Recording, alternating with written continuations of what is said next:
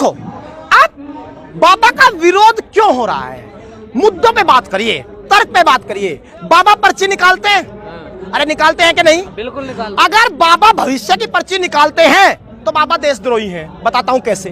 अगर बाबा को भविष्य का पता है तो बाबा ने इस देश को क्यों नहीं बताया कि 15 दिन बाद यूक्रेन का युद्ध शुरू होने वाला है, वहां से बच्चों को बाहर निकाल लाओ, हमारे बच्चे फंस जाएंगे। अगर बाबा भविष्य जानते थे तो बाबा ने ये क्यों नहीं बताया कि अभी अफ्रीकन कंट्रीज में युद्ध होने वाला है, वहां से बच्चे हम अभी निकाल रहे हैं। बाबा ने इस देश को क्यों नहीं बताया कि अभी पहाड़ी इलाके में जमीनें खिसकना शुरू करेंगी, लोगों के घर टूट जाएंगे, वहां कोई बड़ी अनहोनी हो सकती है। क्या बाबा जानते हुए भी इस देश का नुकसान चाहते हैं? क्या बाबा जानते हुए भी चाहते हैं कि भारत पर प्रलय आ जाए और भारत पर लोग इस तरीके से नुकसान सहें? अगर वो चाहते हैं तो वो देशद्रोही। क्या अंधविश्वास फैला रहे, पाखंड फैला रहे हैं वो देश में? भाई दो बातें हैं, अगर उनको पता है तो वो बताते क्यों नहीं, और अगर पता नहीं तो फिर ये पाखंड कहीं का।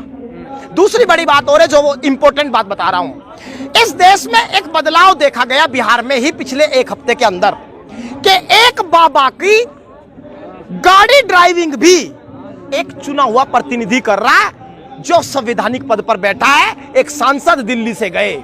मेरा डर यह है कि यही लोग, प्रधानमंत्री को शामिल करके बोल रहा हूं, यही लोग आसाराम की चौखट पर भी जयकारा लगाया करते थे, यही लोग राम रहीम की चौखट पर भी जयकारा लगाया करते थे। जब उस व्यक्ति को इतना सर पे बैठा दिया, उसने इसी चीज का फायदा उठा करके हमारी बेटियों के साथ अपमान किया।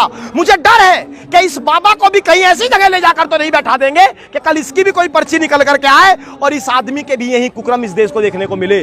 किसी व्यक्ति को राष्ट्र से बड़ा और संविधान से बड़ा जब राजनीति अपने घिनौनी कीचड़ के अंतर्गत बनाने लगती है तो वो देश के लिए खतरा बन जाता है। बाबा इलाज करते हैं, अगर बाबा इलाज करते तो कर देते इस दुनिया की सबसे बड़ी महामारी कोरोना का इलाज। इस देश ने लाखों लोग उस बीमारी में खो दिए। नाम नहीं ले रहे, क्या डर है मानहानि? किसका? बाबा का। अरे बाबा का नाम भी लेंगे, अभी तो शुरुआत हुई है। थोड़े से आंकड़े सुनो, नाम भी आएगा और वो मुकाम भी आएगा, इंतजार करिए। मैं आपसे ये कह रहा हूं कि धीरेन्द्र शास्त्री जिसको आप बाबा कह रहे हैं, मैं तो मान नहीं रहा हूं, क्योंकि बाबा सब त्याग का होता है जी, धर्म गुरु हैं। सवाल यही है कि धर्म गुरु तो वो भी है। एक अयोध्या से हमने 3 और संत देखे, ये कह रहे हैं कि हम तो यौन हिंसा के साथ खड़े हैं, ब्रजभूषण के समर्थन में बैठ जाएंगे। कपड़े पहनने से व्यक्ति धर्मगुरु नहीं बनता, त्याग से व्यक्ति धर्मगुरु बनता है। इस देश की सांस्कृतिक मूल्यों पर चलकर धर्मगुरु बनता है। हिंदू राष्ट्र क्या धर्मगुरु बनने की पहचान है? आप भारत को रौंद देना चाहते हैं, आप भारत की खूबसूरती को रौंद देना चाहते हैं, तो ऐसी धर्मगुरुता को क्या करेंगे? ओढ़ेंगे के बिछाएंगे? देखिए, योगी जी इस देश के राष्ट्रपिता नहीं है, योगी जी इस सूबे के मुख्यमंत्री हैं। एक सूबे का मुख्यमंत्री अगर कोई बयान दे भी दे तो इससे वो हिंदुस्तान का बयान पहचान नहीं बन जाता। भारत विविधताओं का देश है, खूबसूरती भारत की पहचान है। और एक बात आप ध्यान से समझ लीजिए, अलग अलग धर्म, अलग अलग जाति और अलग अलग समुदाय इसीलिए इसमें एक साथ रहते हैं, यही भारत की खूबसूरती बनी है। ना कोई योगी का बयान इसे हिंदू राष्ट्र बना सकता, ना किसी धीरेन्द्र शास्त्री का इस तरह ढकोसलेबाजी का एक प्रवचन इस देश को हिंदू राष्ट्र बना सकता। पूरी बात कर लेते हैं। राम का राज रहा भी वनवास से आने के बाद, शर्मा थे आपकी बात, पूरी बात आप समझिए। सवाल यह है कि कम से कम राम के बन के तो रहो।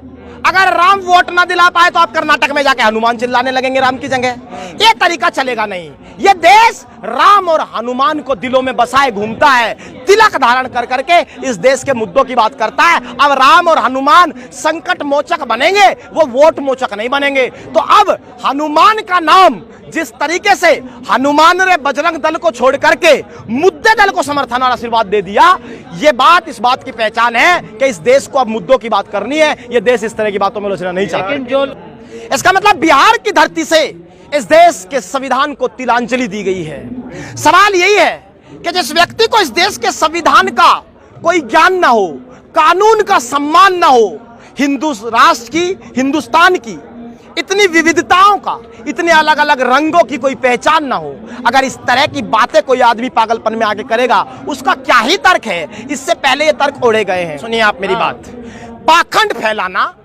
अंधविश्वास फैलाना गैर कानूनी है और महाराष्ट्र में इस पर कार्रवाई की बात भी हुई थी, अगर आपको प्रकरण याद हो। लेकिन एक बात आप समझ लीजिए, जब आप पाखंड को धर्म की चादर ओढ़ के फैलाने लगे तो आर्टिकल नंबर 15 और 16 के बाद आर्टिकल नंबर 17 और 18 से गुजरते हुए title abolition of title, untouchability, तमाम बातों को तिलांजलि देने के बाद इस देश में आदमी धर्म की स्वतंत्रता का अधिकार को आड़े रख देता है।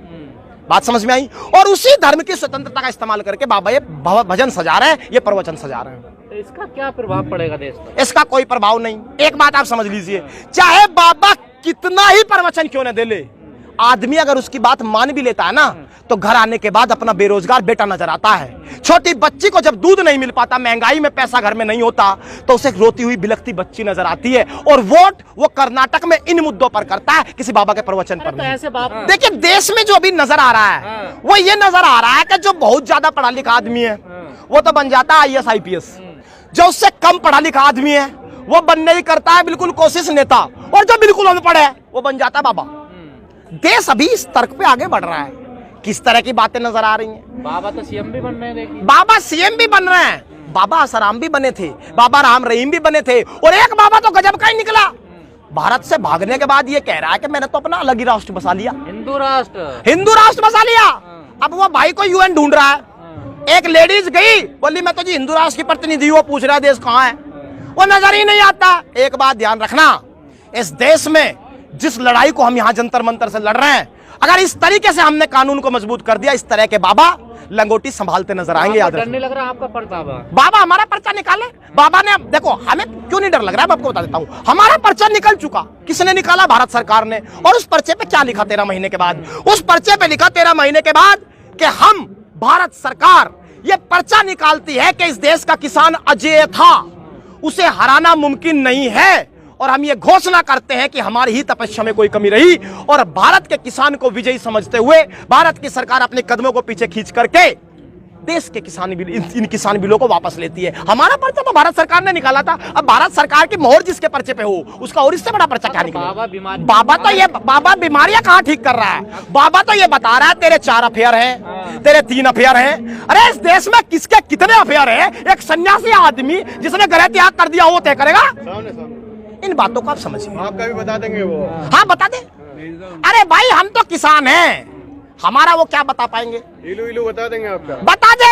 हम इस देश से प्यार करते हैं, अपनी माँ से प्यार करते हैं। और धीरेन्द्र शास्त्री, मुझे बता दीजिए, इस बाबा को इतनी हिम्मत किसने दी कि इसका भाई जाकर के लोगों को धमकी देने लगा, तमंचा चलाने लगा? क्या ये बाबा नतमस्तक हो गया है कानून इसके सामने भी? तो इसको ये नहीं पता था कि मेरा भाई बिगड़ेगा?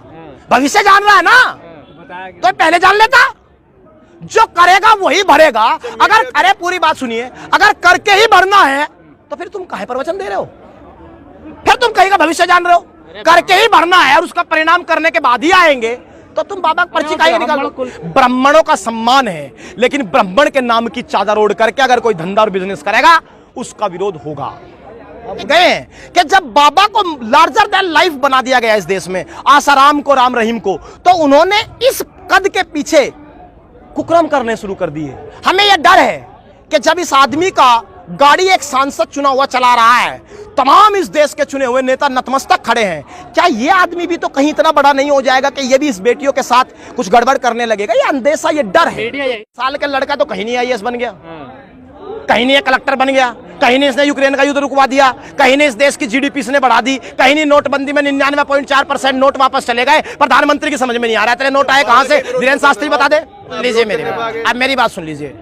हम उस हर दुकानदार का विरोध करते हैं जो किसी भी धर्म की टोपी ओढ़ करके बैठ करके अपनी दुकान चलाना चाहता है। इस देश के व्यक्ति के पास काम करके खाना खाना और आम जीवन जीना एकमात्र विकल्प है, वो ऐसे ही जीना चाहता है। ये जितने ठेकेदार धर्म के हैं, इन्हें पहले एक जगह बंद कर दो और ये फैसला अपने आप कर ले। देश को इनकी जरूरत है नहीं। देश प्यार से रहना चाहता है, देश एक साथ रहना चाहता है। मुसलमानों बात को समझ लीजिए, दिवाली में अली बसे, राम बसे रमजान, हर हाथ तिरंगा लहराए, ऐसा हो हिंदुस्तान। तो ये बात समझ लीजिए, दिवाली में अली आता है और रमजान में राम आता है। यही भारत की पहचान है और यही रहेगी। अगर बाबा भविष्य जानते हैं तो यूक्रेन का युद्ध रुकवा देते, इन बच्चों को बचा लेते। इस देश में कोरोना आ गया, वो संकट बता देते। भारत पहले से 4 साल पहले रिसर्च करके इसकी दवाई तैयार कर लेता। और अगर नहीं जानते तो फिर प्रवचन किस बात का?